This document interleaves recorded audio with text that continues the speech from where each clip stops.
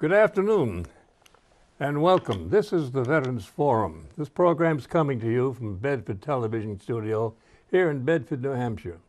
Today is April the 5th, 2017. Time is flying like mad. For those of you who do not know, I'd like to give you a brief outline of what the program's all about. This program is being produced, if you will, in conjunction with the Library of Congress's Veterans History Project that was started back in the year 2000, wherein they've asked, under the guise of this program, any and all veterans, male and female, who served in any branch, any war, conflict sometimes, as they call them, if they can and will, share those experiences in a televised interview here. When we're done, a copy of that will be sent to the Library of Congress with the associated paperwork, and I'll give each one of you at least one of the DVD recordings for you and your family. One of the fellows we did a couple of years ago in the POW group said, you know, this is probably one of the most priceless legacies I can leave my family. And I think about it. We're fighting the clock on the calendar. We keep getting older day by day, and slowly, one by one, we pass. The problem here is if you don't tell your story, regardless of what it might be, nobody else will, and we've lost all that history. So please, if you can and will, you can get a hold of me. The address and so forth will be in the back of the program. But I want to make sure that you have your chance. Now, talking about that, I got this a couple of months ago. It's a new system. It's a link throughout the state of New Hampshire. Any veteran who's had at least 6 months service and an honorable discharge who may need help, or if you have friends who think you might need help, dial that number again, 211. You'll be put in touch with this card. There's 28 different groups of people and so forth that can help you. It's there for you to use. Ask for it, okay? Now today we have another fellow who's going to share some of his experiences with us. I'll ask Al to introduce himself, and then we'll get the show on the road. If you would, sir, would you tell us your name? Spell your last name for the record, your branch of service. Let's see. I know your mother put it there. Yeah, I got it. Okay, Yeah. and dates and service, okay? Well, thank you for having me. But my name's Al Heidenreich. I'm a lifelong resident of the Manchester area, and I am absolutely excited to be on here. Oh, good. And so I've heard a lot about you. I've seen some of your shows, and it's a great thing that you're doing. And for some reason, you must be running out of people, and so you had me on. But whatever, I'm here, and let's go. Just the opposite. The cream always comes at the top. Okay? Thank you. Unless it freezes. That's what I told you to say. All right, Okay. that's great. Now, what were your branches of service and your dates of activity duty? Okay, I signed up in 1951. Actually, it was in February 7th, 1951. I remember it very well. And during the Korean conflict, and served through 1954, 3 years. Through the luck of the draw, I was sent to the Army of Occupation in Germany, and served in the military police for a couple of years over there. But basically, that's what it is. So I never fired a shot in anger. And drank a few, but that was about it. So that's a beginning, and go from there. Fine. Okay, let's do that. Remember that show, This Is Your Life? Yes. We were kids when that was on, of course. Absolutely. That's what I'm trying to do here. What I'd like to do is find out how you came to be. For example, where and when were you born, and how was your life growing up as a kid? Anybody in your family in the service or anything like that? Anything outstanding? What did you do to keep happy and keep good? You know, the Al, if you will. All right, well, I have no problem with that. Yeah, as I mentioned, I was born here on June 13th, 1931, and my heritage is German and Irish. My grandparents were obviously were from Ireland and from Germany, and I was raised and educated on the west side of Manchester. Graduated from West High School in 1949, and as I said, in 1951 I went in the service. Slow down. You're taking a big Going too Lisa, fast, huh? Okay, yeah. well. I'd like to know about your family, your brothers Yeah. and sisters. Yep. 'Cause Okay. it's all part of you. I have no brother. I was an only child. And they took one look and said, "That's it." Okay. And but I went to Were you a good student? no, not at all. And I had the attention span of a cocker spaniel. I just it was something I could not concentrate. Today they would probably diagnose it with some long word, but I mean doing yeah. what? In other words, I could memorize a lot of things, but I realized in looking back that I had trouble learning, concentrating, and so I guess I made up for it by trying to be the outspoken or the class clown or whatever else you want to live with it. But that didn't go over too well with teachers, and so I had a long road. Okay. But some of them saw some potential and They were bared very with you, good huh? to me. But they Okay. say put up with it. Yeah. Okay. Now, along that line, did you take activity in any of the sports or clubs and so forth in school? Drama clubs, hockey, football, whatever. Well, no, I did a little track and I did a little football. I tried out for everything, but I found out pretty quickly that I was not an athlete in the sense that I hated practice, which didn't endear me to the coaches. And Would you? no, absolutely not. Okay. So, but again, I enjoyed the school years, but some of them were fairly rough because you had some strict teachers. And they didn't want to put up with any of that baloney, and I don't blame them in retrospect, So I feel myself pretty lucky in going through. I always think to myself, they promoted me because nobody wanted me back again for another year. Kick the can down the road stuff, huh? Yeah, there you go. There you go. So, but I enjoyed it. I made a lot of friends through the school years. Took part in a lot of things, but none of it that I really stayed with and did well with. But I like to be involved in a lot of things, and I'm that way to this day. Well, when you got through school, what did you do? I didn't know what to do. I obviously did not qualify for college with my marks and my background, and so at that time I really didn't know what to do. I went to work, as a lot of people did in Manchester in the shoe shop, just to get my feet wet and see what was going on out there. And then, of course, the Korean thing came along, and I decided that I should settle that once and for all, so I joined up for that. But I had nothing that I was really involved in prior to going into the military. Why did you pick the Army? Actually, that's a very, very good question. I started when I was a sophomore in high school. I was a very, very good friend of mine was a senior, and he decided to join the Marines. So I went with him down to the Fargo building in Boston, and I was 15, he was 17, and I said that I wanted to join up also, and that my parents would sign, and they said thanks a lot, but no thanks, and beat it. So that was because it. you're too young? Yeah, too young, and Okay. they just didn't think I could handle it, and they were right, So that was that, and. So the Marines lost out there, I think. I'm not sure. So then after I graduated, another good friend of mine went down to join the Marines. And so I went with him. We got down there, and they had, again, somebody was watching over me, but they had messed up the paperwork, and it hadn't been there. So he got accepted, and they told me to come back.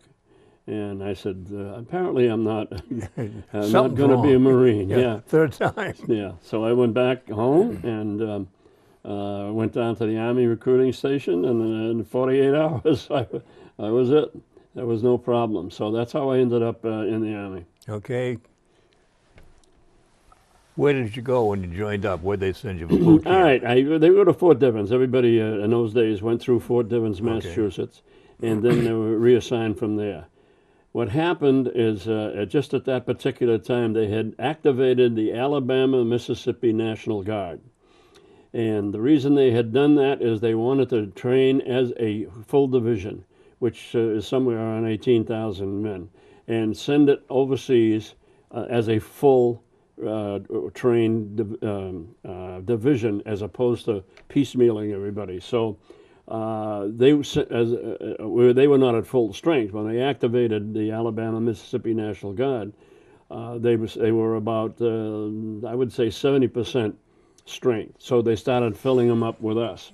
And it was a tremendous culture shock for both sides. Amen. Because if you can remember, there was no internet, Segregation. oh yeah, it was unbelievable. Could you take it? Beg your pardon? Were you able to accept it? Well, I had a little bit of a head start. My dad was a musician and traveled around a lot, and I spent a lot of time with him in different places. So I had a little idea of different cultures. And of course, in New Hampshire, in those days, there was not much diversion as far as skin color. I was in high school at West High School, as I mentioned, and there was one African American in the whole school in those days. And he and I became very, very good friends.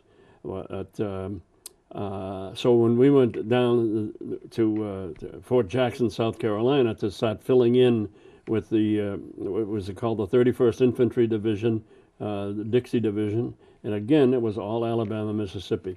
It was quite an experience, and especially for a lot of myself, but a lot of other guys, it was their first actual face-to-face encounter with deep prejudice. Yeah. It was unbelievable. I know. And so it was a tough adjustment for everybody. Yeah. And but you just you had to do it. But when they activated this, and this may surprise you a little, when they activated the 31st Division, President Truman signed the papers or whatever. The commanding general was from Greenville, Mississippi, and he said he would not subject his men and allow them to go into the service if they had to commingle with the black people, African American. Somehow or other, and I don't want to say that Truman approved it or something, but it slipped by, and it was the only all-white outfit in the Army at that time, 1951.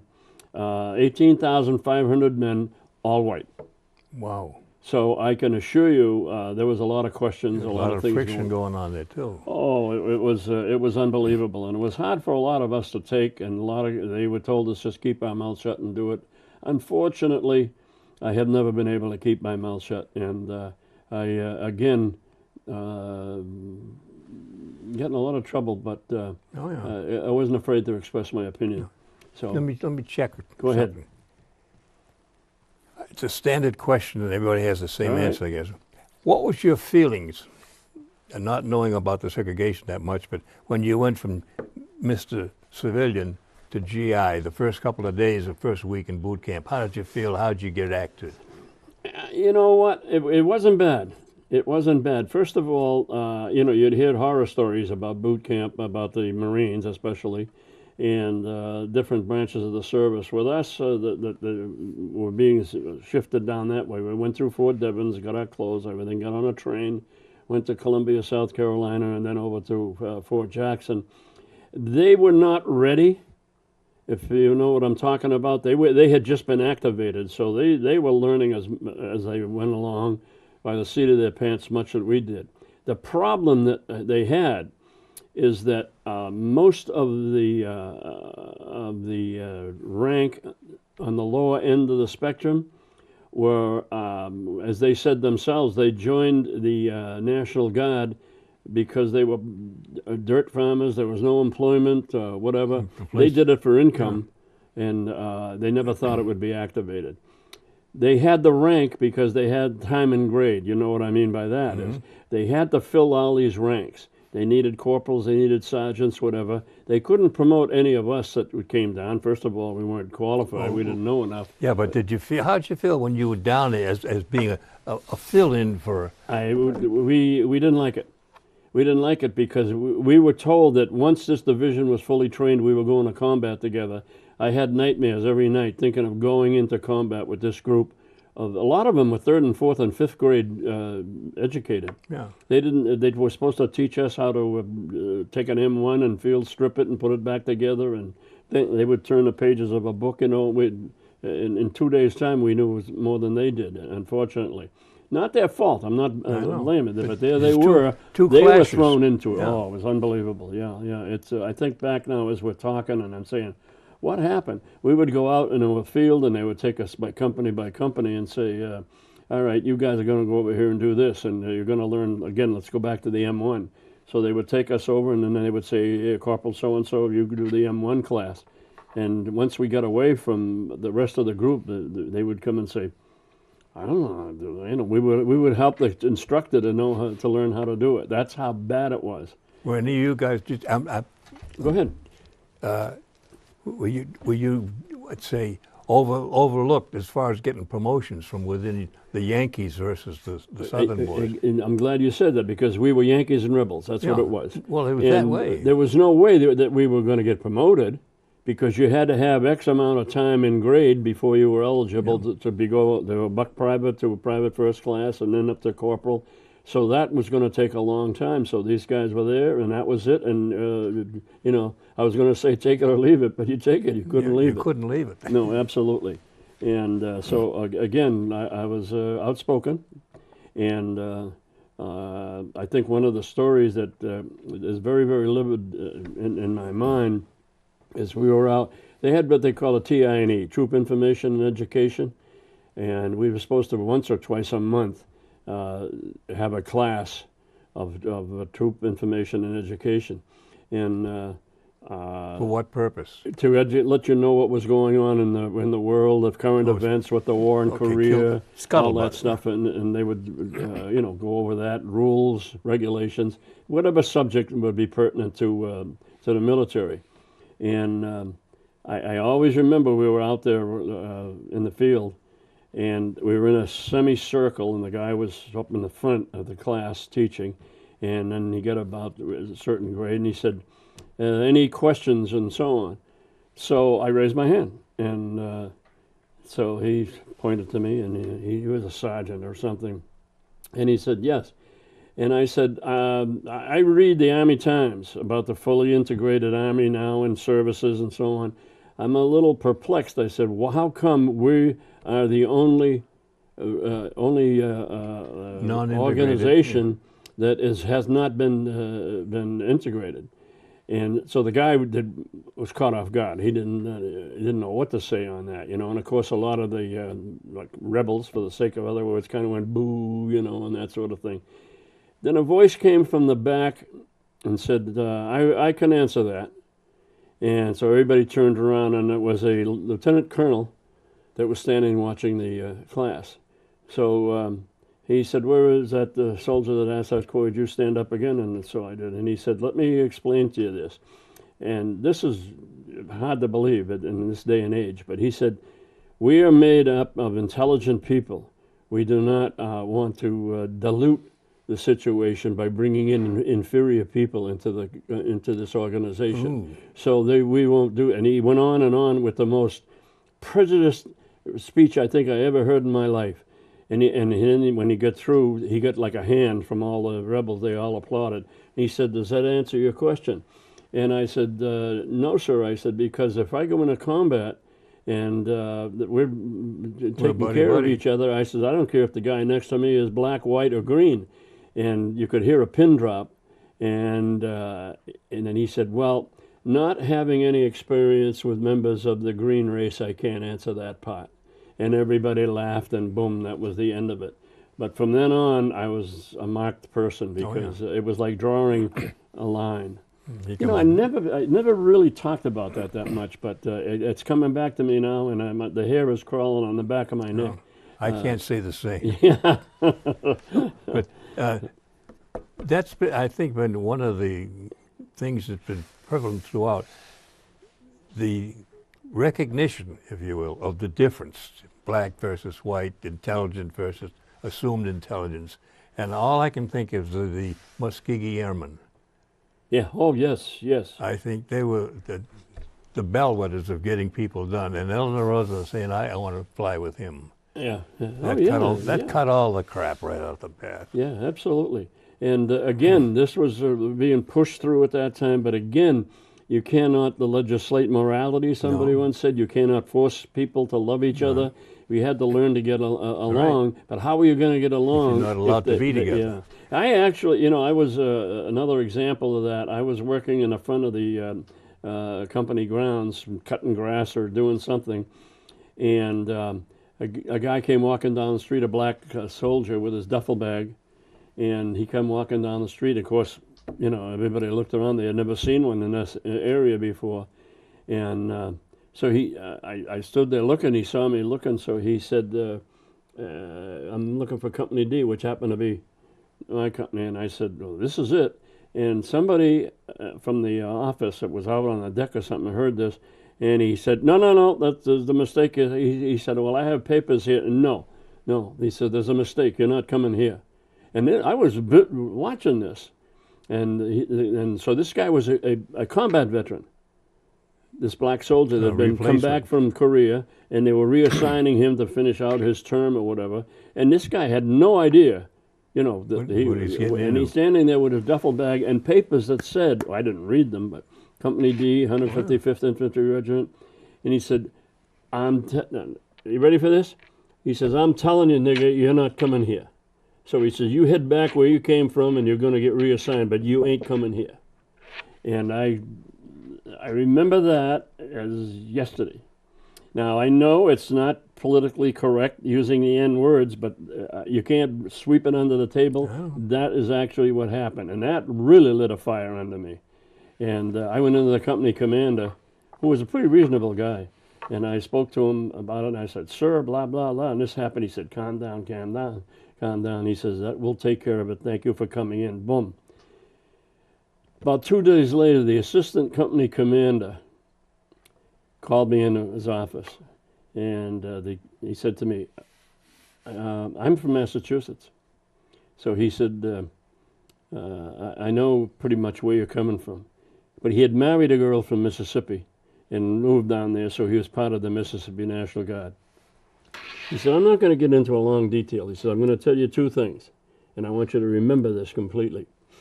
He said, "You better learn to keep it to yourself, or we're going to find you with your throat cut back down in the back of the latrine one of these nights."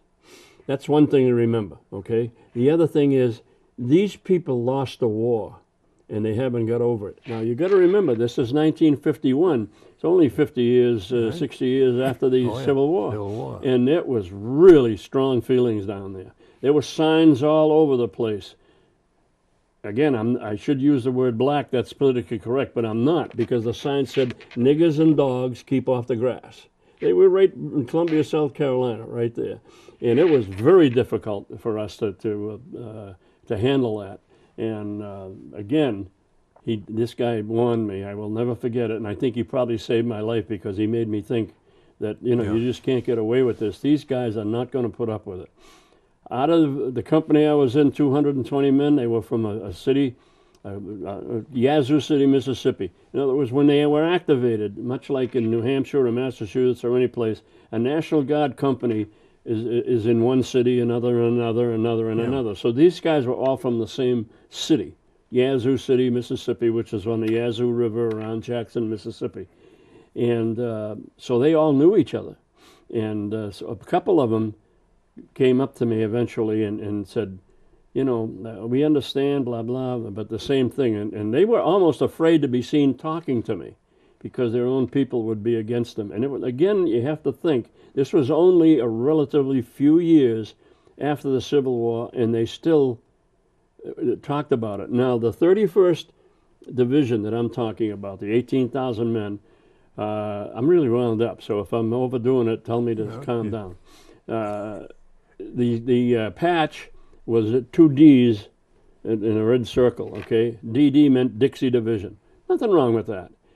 But the insignia that you wore in your lapel was a Confederate flag, all right? Now, there was a war between the states. Are we going to pretend that didn't happen?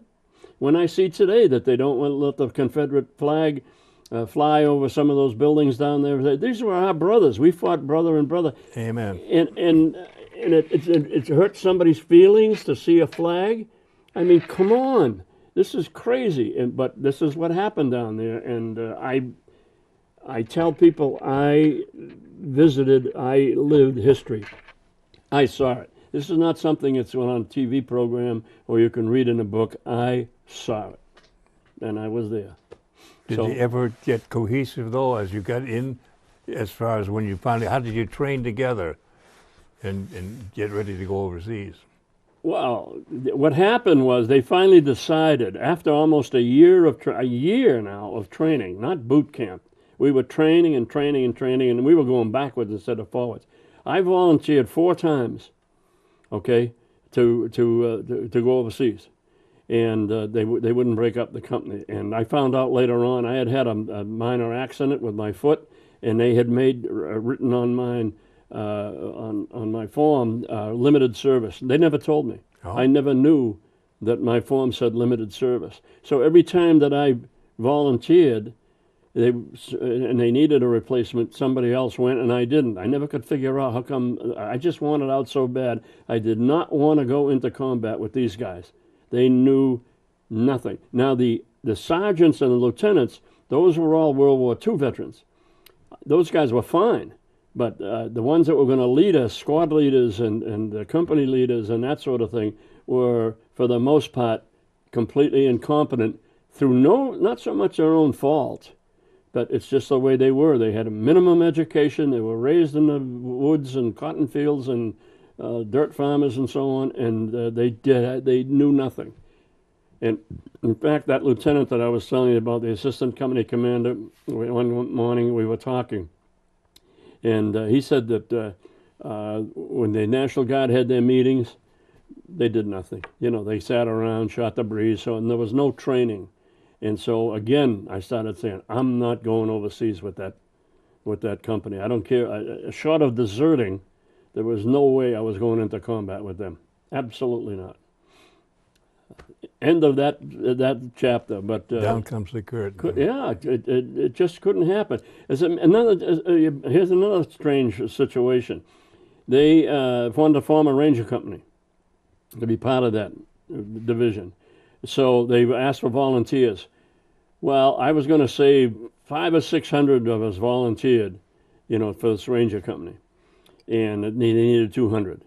So they put us all through all these different things, and it came down to 200. I just happened to be one of the final 200. I don't know how that happened, but anyway, I did.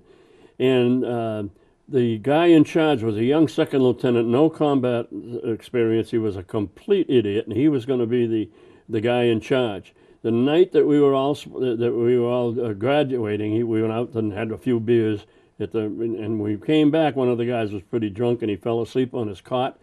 This guy, now he's our company commander, tied ropes on both ends of his cot and lifted him up to the ceiling. If that guy would have rolled out of the bed, he would have killed himself. And this guy was going to be our leader. Again, I went down and volunteered the next day. But anyhow, these things are all coming back to me now. I warned you before that if I started talking, you can't shut me up. I don't want to shut you up, but I don't want to turn you off either. No, I know. Okay. So you have questions that you want to ask? Stop me anytime. As I said, this is your life. How did you go? How did you progress through? It is. No, I didn't intend to make this the subject of the whole show, but again, people have to realize that it's, you know, that was 60 years ago, okay, but it's still relatively new. There are still a lot of us that are still alive that went through this, saw this, witnessed this. When I saw Martin Luther King and all these different things going on, later on, 20 years after I was in, I'm thinking this is still going on, letting them into schools, that sort of thing. Yeah. It was just amazing to me that it was taking so long. But looking back, I realized that you can't force people to love each other, all right, or respect each other. They have to earn it little by little. Yeah. And you have to mix. You got to mix. Hey, you're going in, again, like I said, black, white, or green. You guys are buddies in the foxhole. You got to protect each other. And again, so what eventually happened is that the government, in their wisdom, decided that this division was not going into combat as a unit because it would have been a total disaster. So they decided to break it up, and then they were sending everybody over as replacements, whatever. So when that decision was made, and I had volunteered, so many times, I thought, boom, I'm going to be the first one and I'm out of here. So our captains called us all together and he said, I have, there was 220 of us or whatever in the company. He said, I have 140 that are going to FECOM, which is Far Eastern Command, which was automatically Korea. I have 12 going to EUCOM, which was Europe. And then I have 2 Trieste, 2 Algeria, blah, blah, blah. So he said, I am not picking who goes where, because I could never live with myself if I happened to pick somebody who went into combat and, you know, and lost his life, and I was the one that sent him there. So all the names went in a hat. No, I'm sorry, not the names. The either FECOM, EUCOM, or all the assignments went in a helmet. And then one at a time, alphabetically, we went up and drew. And I went up and drew EUCOM. And I'll tell you right now, 200 guys went, because they all knew I had volunteered, trying to get out, doing anything to get out of that company to go to Korea, never thinking I'd go anywhere else. Then, boom, they drew my name for EUCOM, which was Europe. And Germany, and with a name like mine, it was almost like somebody was watching. Yeah, on your shoulder again. Yeah, yeah. I always say that they needed somebody to go over there. It was at that time, I think, 800 and something breweries, local breweries in Germany. They needed somebody to go over and taste, make sure that everything was going okay. So I looked like a candidate. Yeah. But they drew the captain drew my name out, and I could see the smile on his face when he did it. You know. Well, what kind of training did you have? What was your specialty? What was your MOS? I was in a heavy weapons company. D company was heavy weapons, and this is again another interesting thing to me, because when I had joined the service, I used to do a radio program when I was in high school, and I did it live at a couple of local radio stations. So I knew that I couldn't go to college, and I was hoping that on a GI Bill when I got out, I could maybe go into a broadcasting school, radio, whatever. So I had put on the thing what I like to do, and I put down radio, Armed Forces radio, whatever I put. So in their infinite wisdom, one of the guys that saw that said, well, we got a job for you. They gave me an SCR 300, which is a 45-pound radio. I made me a forward observer on a heavy weapons company. The forward observer had a life expectancy in Korea of about 8 minutes, you know, because you were the one that went up and you pinpointed the enemy, called the things back, and said, you know, drop the shells over here. Well, the enemy knew that there was a forward observer out there somewhere, so they had like 10 snipers stationed all over, and every time something moved. So anyway, God was watching again. But that was my MOS. I was a forward observer on a heavy weapons company. When they sent me over to Germany, and we got to the Repel Depot, replacement depot in Zweibrücken, Germany, where you sat down, and the guy was interviewing hundreds, you know, at a time, and he got my papers, and he said, and I figured I'm going back into heavy weapons into some company in Germany. So he's going through the papers, and he says, okay, he said, well, blah, blah, blah. He goes, whoa, wait a minute here. What's this limited duty business? Uh-oh. First I heard of it. I said, I'm sorry, I don't know what you're talking about. He says here, not limited, light duty. I said, I don't know. He said, you smoking? At the time I did. He said, let's have a cigarette and take a break. All right. So we went out on the deck and had a cigarette. So we got talking. He says, you got to know why you were on light duty. I said, well, I had an operation on my foot, but nobody ever told me that, you know, I carried that 45-pound radio every day, you know, marching 10 miles and the whole, and 45, that radio was that big on your back, you know. So he said, well, I ain't going to send you, I can't send you to infantry. And he said, so what would you like to do? And I said, I have no idea. Well, he said, we got back in, and he sat down, and he said, I have, he named off 3 things, and one of them was military police. I said, well, that sounds interesting, you know. And he said, you're an MP. That was it. Boom. Take your shuffle bag, get on the train, and... Where'd they ship you to? And I was an MP. They shipped me to a place called Fliegerhorst-Kaserne in Berblingen, Germany, outside of Stuttgart. And it was, again, a National Guard activated outfit, but they had been around a while. They were out of Missouri. And it was the 175th Military Police company. And again, I will never forget that, walking into the concern with my duffel bag. And I was like, oh man, they're starting to send us replacements, because these guys, all their time was up. They were waiting to go home and all that. And they found out I had no idea of military police. That's my next question. Yeah, none whatsoever. I was completely untrained. The most unqualified military policeman in the history of the United States Army, I can tell you right now. And they just could not believe that I was the first replacement to come in. And they thought, oh my God, is this what's going to happen? They're just going to send us these 19 and 20-year-old rookies? So that was the beginning of my... They told me to just get in the room over there and be quiet and stay out of sight. Yeah. And that was it. Amazing, huh? What did you do to keep busy during the day? You It know sounds what? silly, but you No, can't be busy no, when there's no. nothing to do. The first few days, I didn't know what to do. I just wandered around. Every now and then somebody would ask me, and I was trying to ask questions. Can I read something, read up on it? Again, this company was all white. I can't understand how I ended up there, but it was all white except for the motor pool.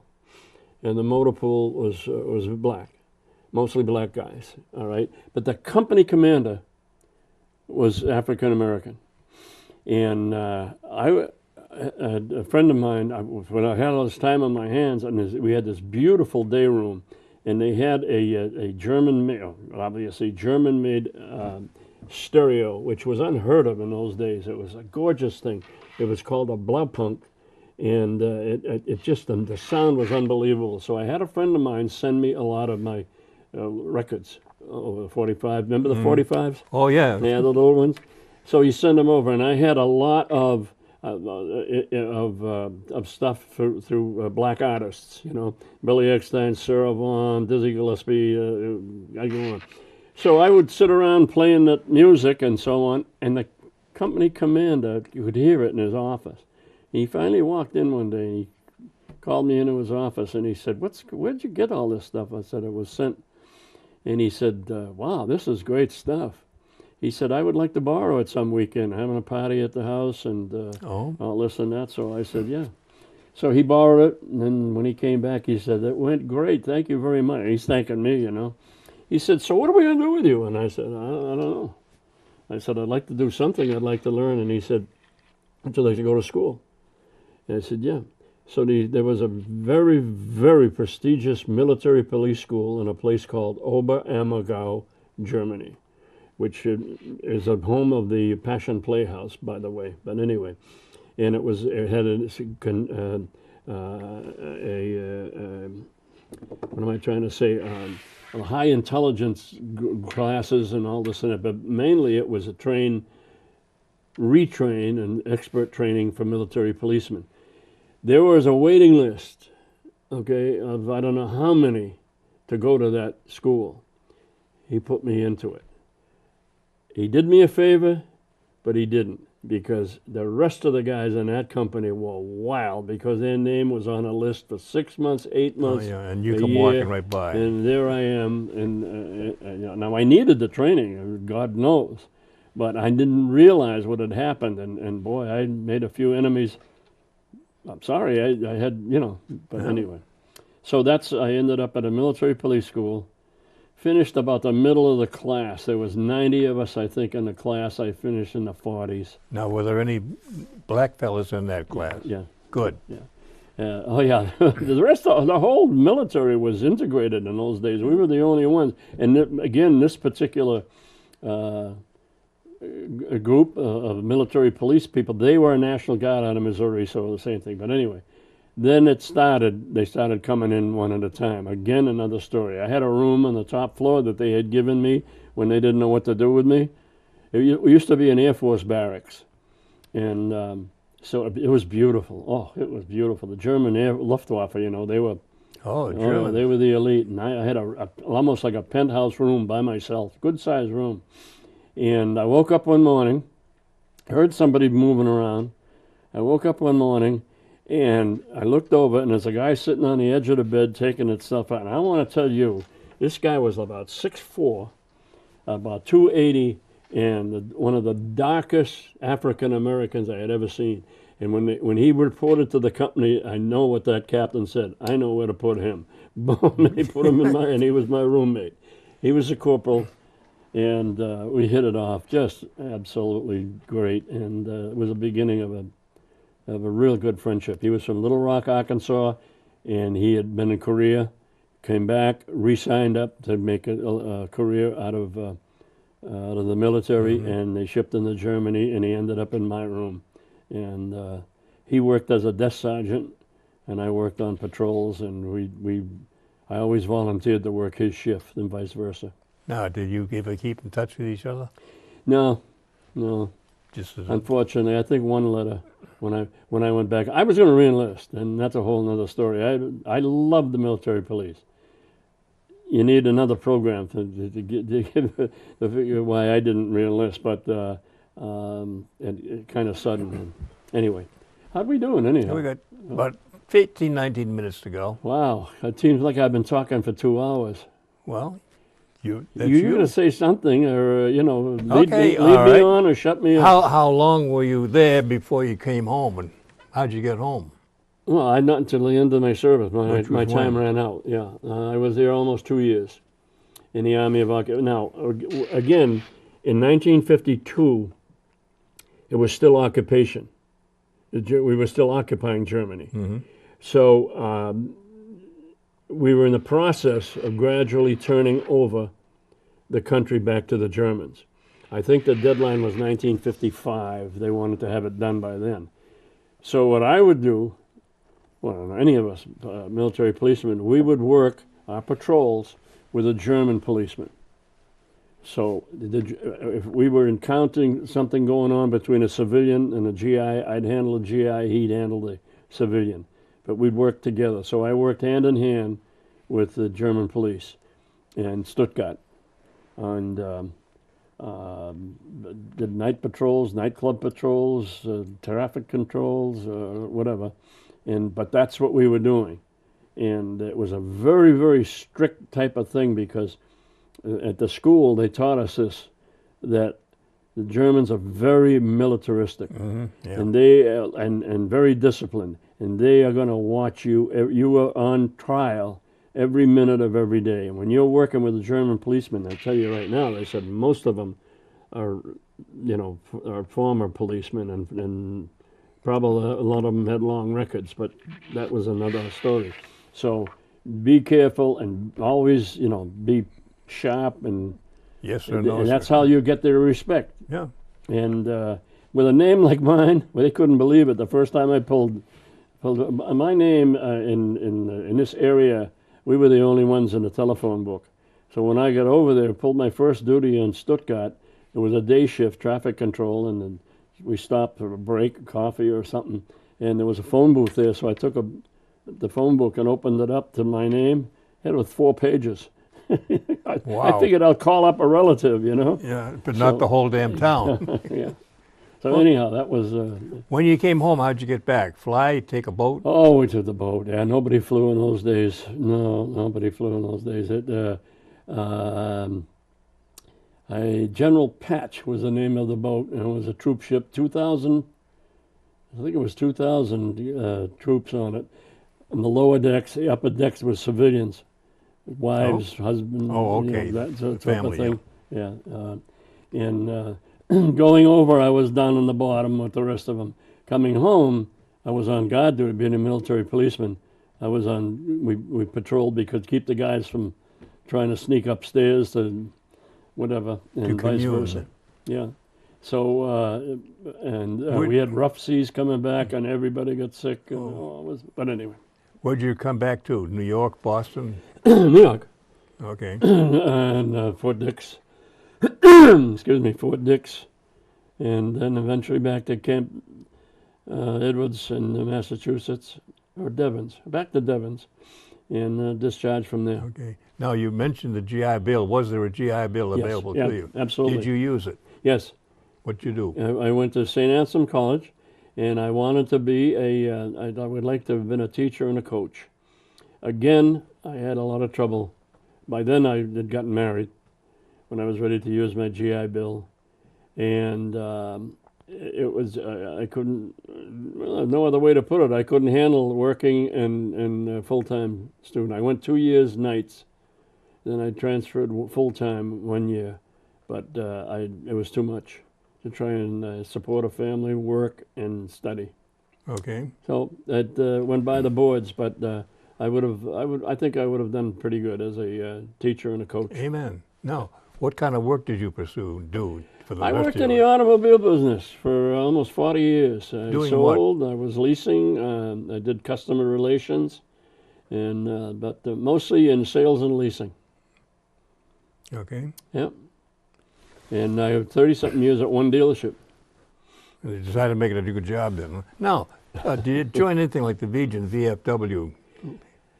I belong to the American Legion, the VFW, the New Hampshire Veterans Association, and the Korean War Veterans. I take that as an answer as yes. Okay. And what do you do in them now? Are you active or are you just a member? I'm pumping you. I have this feeling that I want to contribute. I think that the country has done a lot for me, and I would like to give back. I was never financially able to contribute in any large way. So any organization I joined with, I gave as much of my time as possible. Gung-ho. Good. Yeah, slowly but surely. And so I've been in the Legion for, 40 some odd years. I'm a past commander of Sweeney Post, which is the largest post in the state. And I've held office in the, I'm currently, I will be sworn in, I believe, as chaplain at the VFW next week. And the Korean War veterans, we'll see. Good. But and I'm a life member of the New Hampshire Veterans Association, so I am involved as I can be, and still raising the family and doing. But the last, I would say, 15 years or so, I'm pretty involved. Tell us a bit about your family. Well, Wife and kids and so on. I have a wife who is borderline sainthood, because she has put up with all of this stuff, and she's does not like the limelight.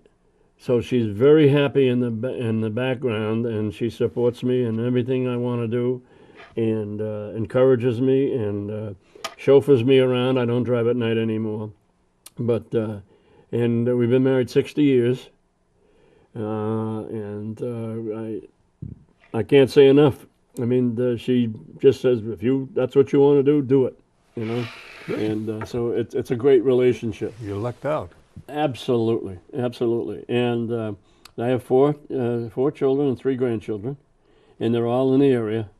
So that's a blessing. Yeah, it that's absolutely a blessing. is.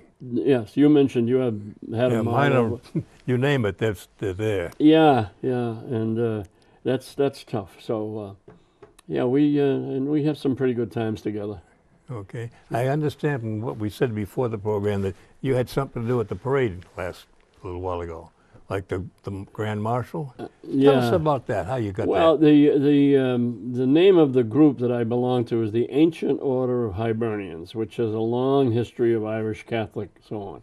Now, with a name like mine, the question comes up right away. How did he get in? How'd that happen, right? So my mother's name was Alberta Eileen Sullivan. So I am half Irish, and that qualifies me to belong to the Ancient Order of Hibernians. And I got involved. I held the office of vice president and a couple other offices, and participate in a lot of their programs. We raise a nonprofit, and we raise money for Christmas, kids that don't have anything for Christmas, and we work at the soup kitchen, and we're a volunteer organization. And I've given my time, and lo and behold, the parade committee, it's the 21st parade that we've had here, and believe me when I tell you, I'm still a little bit in shock. But they voted me the Grand Marshal of the St. Patrick's Parade. And so I got to ride up in the front and wave to people and look pretty and all that other good stuff. Look pretty? Unbelievable honor. Okay. Unbelievable honor. And it just, Just great. I can't believe they did it, but it's too late. Okay. Too late now. They did it, and they got to live with the consequences. Don't knock yourself. No, I'm not. I'm not. Don't But knock yourself, you buddy. know, there are so many people that worked as hard, if not harder, and you just wonder, what you're surprised. I was totally surprised. I didn't have a clue. And nobody joins an organization. Nobody joins the American Legion, and in the first day they say, "I want to be your commander." Nobody joins, the VFW and says the same thing. Nobody joins the AOH and says, "I want to be the Grand Marshal." In other words, you go in, you contribute, you do the best you can, and if so be it, it falls in your lap, it falls in your lap. But it Nobody doesn't fall. starts out. It keeps building. Absolutely. You get back what you give. It sounds corny, but No, it's absolutely true. It's absolutely true. I'm on the honor guard at the American Legion, and we've done 30, 40 funerals a year. We will have a firing squad at any funeral that the family requests. They don't have to be a member of our post. And how do they make that contact? Because I got to know that. okay, the way it should be is if a veteran passes away, then the funeral parlor is aware of the situation. Okay, you've got spread it around, all right? Yeah. Okay. So what they do now is let's say the Navy veteran dies, the funeral parlor contacts the Navy Department, and they provide usually two representatives, two active duty naval personnel. Commissioned, non-commissioned? Both. Okay. Both, yeah. And all the services do the same thing. They will send, I'm going to use Boscawen as the example here, the Veteran Cemetery, but it can be any local cemetery.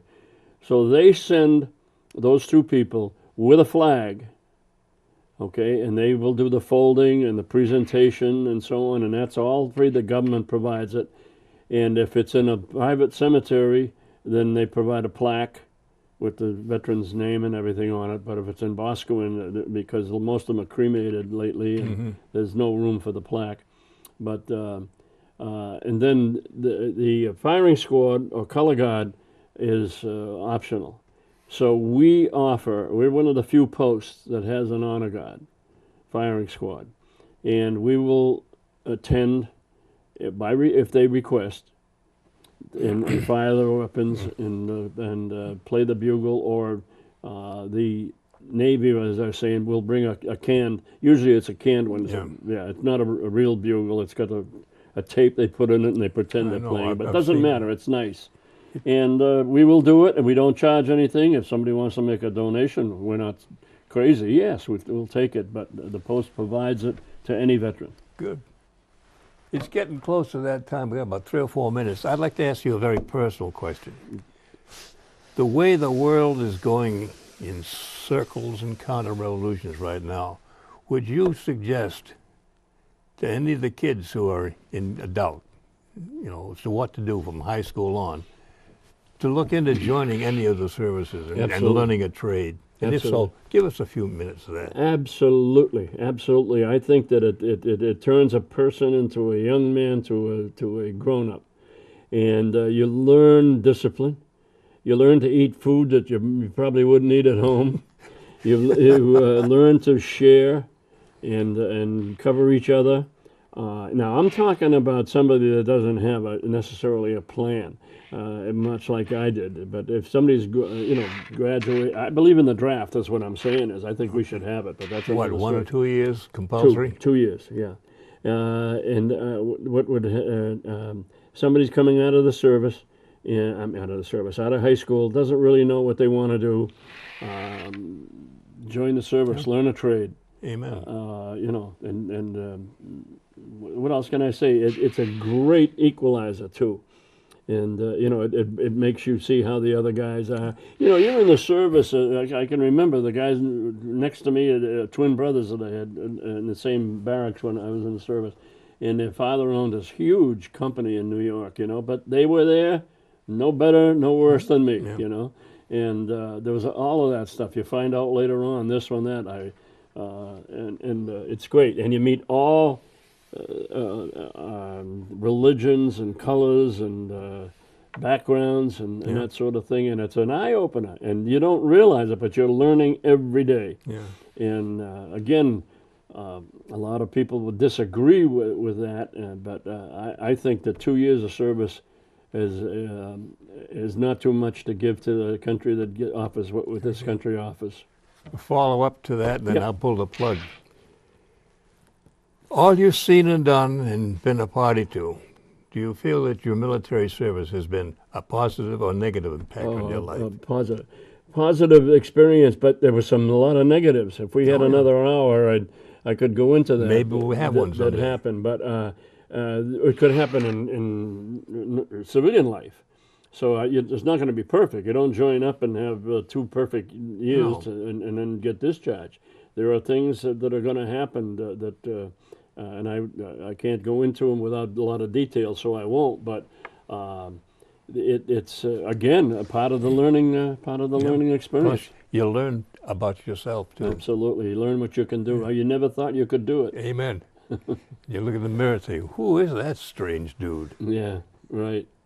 3 or 4 words. Thank you, Al. Hey, thank you for having me. I really appreciate it. You're nice and warm. Stay Yeah. close.